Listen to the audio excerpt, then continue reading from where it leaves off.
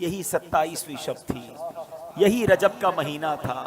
میرے آقا حضرت ام ہانی رضی اللہ تعالیٰ عنہ کے گھر آرام کر رہے ہیں کہ جبریل امین جو فرشتوں کے سردار ہیں نبی پاک کے دربار میں آتے ہیں۔ آرام سے جگاؤں کیسے؟ رب کا حکم ہے کہ محبوب کو بلایا جائے، مگر محبوب آرام کر رہے ہیں۔ یہ وہی آرام ہے، نہ جگانے پر صدیق اکبر نے نماز قضا کر دی تھی، نہ جگانے پر سیدنا صدیق اکبر نے سانپ کا ڈس جو ہے وہ برداشت کر لیا تھا، جگایا نہیں۔ اور مولا علی نے دیکھا کہ عصر کی نماز جاتی ہے تو چلی جائے، آقا کے آرام میں خلل نہ آئے، اب جبریل امین کو جگانا ہے۔ اللہ اکبر، بلاوا رب کی طرف سے ہے۔ تو اعلیٰ حضرت نے گویا قصیدہ معراج میں کہا کہ فرمایا یہی سما تھا کہ پے کے رحمت، خبر یہ لایا کہ چلیے حضرت، ذرا سمجھیے گا بات کو، کیا خبر لایا کہ چلیے حضرت تمہاری خاطر کشادہ ہیں۔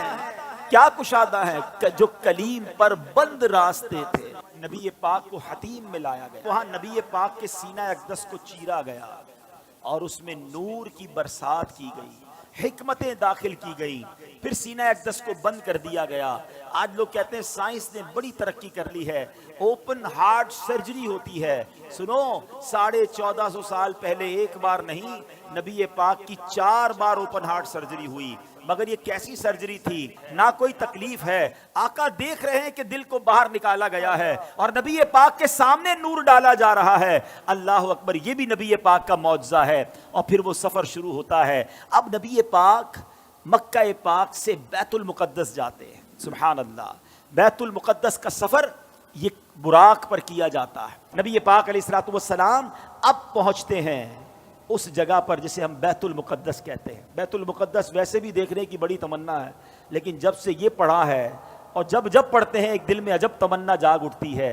ذرا سوچو تو صحیح کہ کائنات میں ایسی نماز نہ اس سے پہلے ہوئی نہ اس کے بعد ہوگی، جب اس کائنات کے سب سے بہترین افراد یعنی انبیاء کرام کم و بیش 1,24,000 آل ٹوگیدر ونس ٹائم، ایک ہی وقت میں وہ بیت المقدس میں موجود ہیں، صفے تیار ہیں، مؤذن فرشتے ہیں، اقامت دینے والے جبریل امین ہیں۔ اور اب جبریل امین نے عرض کیا حضور اب آپ امامت فرمائیے، امام الانبیاء میرے آقا امامت فرما رہے ہیں۔ سبحان اللہ، سیدی اعلیٰ حضرت امام اہل سنت بڑی پیاری بات لکھتے ہیں، فرماتے کہ وجہ کیا تھی؟ معراج کی رات کی جماعت کیوں جو ہے وہ سجائی گئی، یہ بلایا کیوں گیا سب کو؟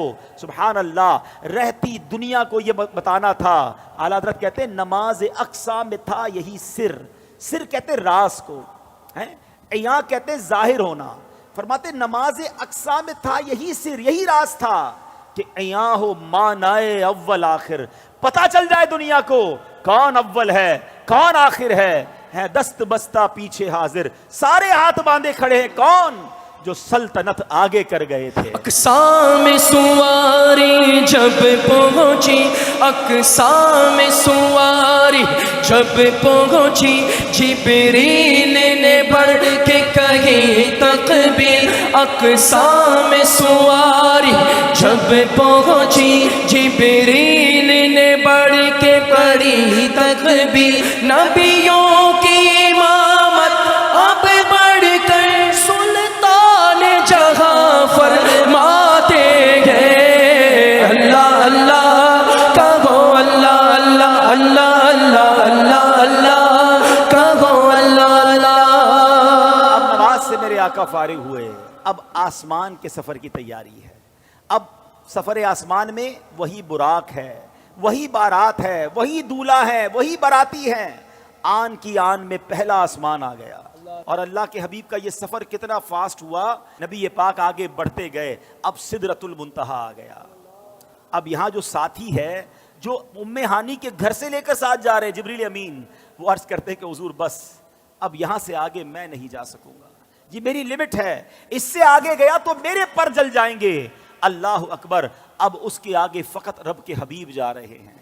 یہ وہ مقام ہے کہ جبریل امین بھی پیچھے رہ گئے۔ اللہ اکبر، اب جناب نبی پاک علیہ الصلوۃ والسلام جب آگے جاتے ہیں، جبریل ٹھہر کر سدرا پر بولے جو بڑے ہم ایک قدم، جل جائیں گے سارے بالوں پر، اب ہم تو یہیں رہ جاتے ہیں۔ جبریل ٹھہر کر سدرا پر بولے جو بڑے ہم ایک قدم جل جائیں گے سارے بالوں پر، اب ہم تو یہی رہ جاتے ہیں۔ اللہ اللہ کہو، اللہ اللہ اللہ اللہ اللہ اللہ کہو، اللہ اللہ۔ نبی پاک کا جو اگلا سفر ہے نا، اس کے بارے میں کوئی کچھ نہیں بتا سکتا کہ وہاں کیا ہوا، کتنی دیر دیدار ہوا، اللہ نے اپنے حبیب کو کیا دیا، حبیب پاک نے کیا لیا۔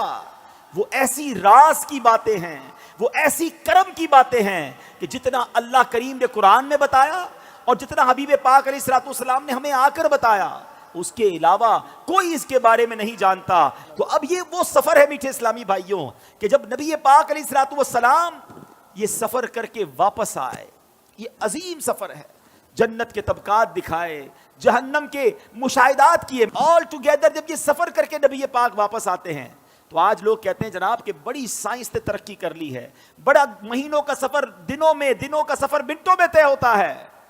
لیکن میرے آقا کے اس سفر میں جس میں ہزاروں سال کا یہ ٹریول ہے، علماء کہتے ہیں اگر اس کو لاجیکلی کیلکولیٹ کریں نا تو یہ کئی ہزار سالوں کا سفر بنتا ہے۔ مگر نبی پاک جب واپس آئے تو جو دروازہ کھولتے وقت کنڈی ہل رہی تھی وہ اب بھی ہل رہی ہے، جو بستر چھوڑ کے میرے آقا گئے وہ بستر اب بھی گرم ہے۔ آقا نے وضو کیا تھا، ہم وضو کرتے زمین پر پانی بہتا ہے، راوی لکھتے نبی پاک آئے وہ پانی ابھی بھی بہ رہا تھا۔ تو ہو سکتا ہے آج کا یہ ماڈرن دور کوئی ماڈرن نوجوان آ کر کہے، سائنسدان آ کر کہے کہ جناب اب تو سائنس نے اتنی ترقی کر لی، تمہارے نبی تو اونٹوں اور گھوڑوں پر سفر کرتے تھے، آج ہم جناب چاند پر پہنچ گئے، مریخ پر پہنچ گئے، بڑا راکٹوں کا زمانہ آ گیا ہے، سپر سونک ایئر کرافٹ بن رہے ہیں، آواز کی رفتار سے زیادہ تیز طیارے بن گئے۔ بتاؤ کیا اسلام میں تمہارے نبی کے پاس کوئی ایسا معجزہ ہے جو آج کی سائنس کو جواب دے سکے؟ اللہ اکبر۔ سنو تو صحیح، ہزاروں سال کا سفر کر کے میرے آقا آتے ہیں اور کنڈی ابھی ہل رہی ہے۔ گویا ہوا یہ کہ کم وقت میں نہیں بلکہ نبی پاک نے یہ سارا سفر نو ٹائم میں کیا، وقت وہی ٹھہرا ہوا تھا۔ ماجرا یہ ہے، اب عشق والا جواب سن لو، دراصل بات یہ ہے کہ میرے آقا تو سارے جہان کی جان ہے نا، جب جان چلی گئی تو جہان رک گیا تھا، آقا واپس آئے جہان نے پھر چلنا شروع کر دیا۔ اعلیٰ حضرت کہتے ہیں نا وہ جو نہ تھے تو کچھ نہ تھا، وہ جو نہ ہو تو کچھ نہ ہو، جان ہے وہ جہان کی، جان ہے تو جہان ہے۔